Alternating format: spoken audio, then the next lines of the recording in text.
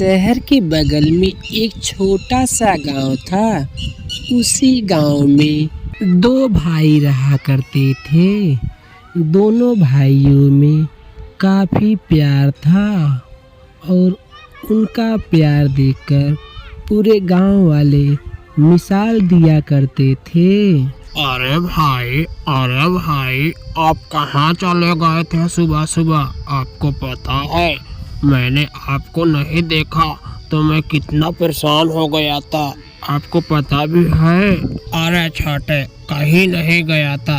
वो जो गजोधर नहीं है, आज उनकी विदाई थी ना, इसीलिए उनकी विदाई नहीं, उनकी औरत की विदाई थी, इसीलिए चला गया था। अच्छा छोटे, मुझे शहर में कुछ काम है और आते हुए लेट हो जाएगा, तो मैं जा रहा हूँ शहर, ठीक है? इतना कहने के बाद वह शहर जाने लगता है। मैं जहाँ भी सुनता हूँ बस भाई का नाम ही होता है। मुझे कुछ समझ में नहीं आ रहा है, मैं करूँ तो करूँ क्या? इतना कहने के बाद वह जंगल की ओर टहलने चला जाता है।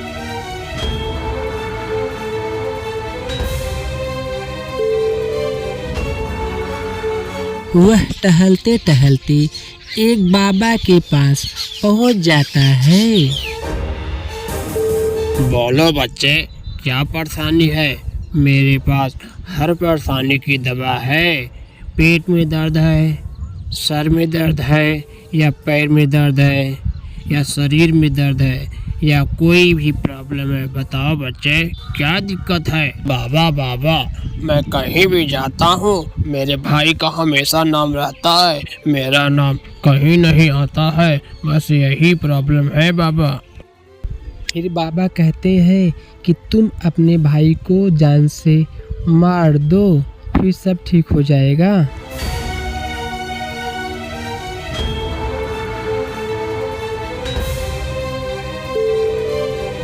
जब वह घर पर जाता है तो वह देखता है कि उसका भाई सो रहा था। तभी वह अपने भाई को जान से मार डालता है और मारने के बाद फौरन बाबा के पास जाने लगता है।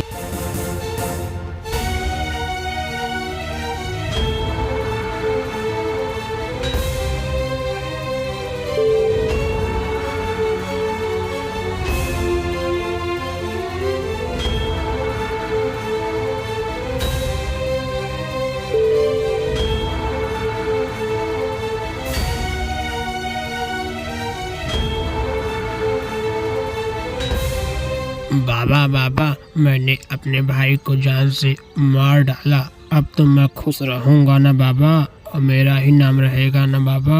और दुष्ट मानो, क्या तूने सच में अपने भाई को मार डाला? मैं तो बस वैसे चेक कर रहा था कि तुम अपने भाई से कितना प्रेम करते हो, लेकिन तुम तो गद्दार निकले। जाओ, मैं तुझे शराप देता हूँ, तुम कभी खुश नहीं रह पाओगे। हाँ, और जहाँ भी रहोगे हमेशा रोते हुए पछताते हुए रहोगे।